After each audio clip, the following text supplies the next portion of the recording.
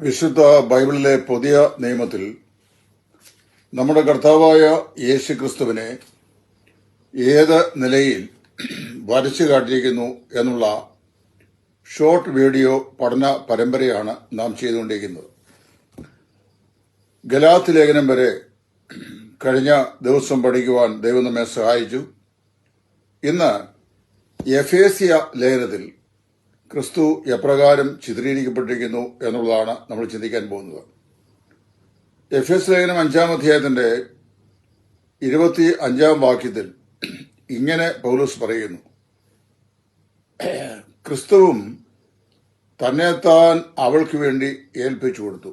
എങ്ങനെയാന്ന് പറഞ്ഞിട്ടുണ്ട്, തനിക്ക് താൻ വിശുദ്ധയും നിഷ്കളങ്കയുമായി മുൻനിർത്തേണ്ടതിന് അവൾക്ക് വേണ്ടി ഏൽപ്പിച്ചു കൊടുത്തു. സഭയും ക്രിസ്തുവും തമ്മിലുള്ള ഒരു താരതമ്യ പഠനമാണ് എഫേസ് ലേഖനത്തിന്റെ കാതലായ പ്രമേയം. സഭയുടെ കാന്തനാണ്, സഭയാ മണവാട്ടിയുടെ കാന്തനാണ് കർത്താവായ യേശു ക്രിസ്തു എന്ന് പറയുന്നു. വിശുദ്ധ വേദപുസ്തകത്തിൽ അതിശ്രദ്ധേയമായ നിലയിൽ സഭയെയും ക്രിസ്തുവിനെയും കൂടെ പരസ്പരം നിബന്ധിപ്പിച്ച് പ്രസ്താവിച്ചുള്ള അനാലജികളിൽ ഏറ്റവും പ്രസക്തമാണ് എഫേസ് ലേഖനത്തിലെ ശരീരമായ സഭയും കാന്തനായ കർത്താവും എന്നുള്ള പഠനം. പൗലോസ് ആ പഠനത്തിന് വളരെ പ്രസക്തി നൽകിയിട്ടുണ്ട്.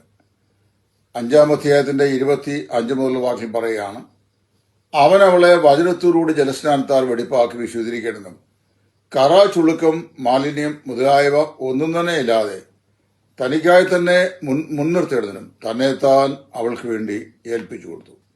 നമ്മുടെ കർത്താവായ യേശു ക്രിസ്തു ഈ ഭൂമിയിൽ വന്ന് ക്രൂശിന്മേൽ കഷ്ടം സഹിച്ച് മരിച്ചത് സഭയായ തന്റെ ശരീരത്തെ സ്നേഹിച്ചുകൊണ്ടാണ്. എബ്രായ ലേഖനം 12-ാം അധ്യായത്തിന്റെ 3-ാം വാക്യത്തിൽ ഇപ്രകാരം പറയുന്നു, തന്റെ മുമ്പിൽ വെച്ചിരുന്ന സന്തോഷമോർത്ത് അവൻ അപമാനം അലക്ഷ്യമാക്കി ക്രൂശിനെ സഹിക്കുകയും ദൈവ സിംഹാസനത്തിന്റെ വലതുഭാഗത്തിരിക്കുകയും ചെയ്തു.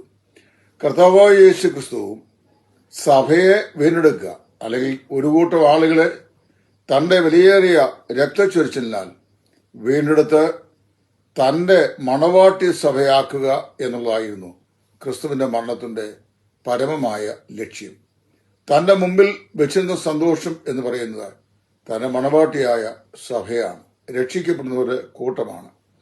ആ രക്ഷിക്കപ്പെടുന്നവരുടെ കൂട്ടമായ സഭയാം കാന്തയുടെ കാന്തനാണ് കർത്താവായ യേശു എന്ന എഫേസ് ലേഖനം നമ്മെ പഠിപ്പിക്കുന്നു.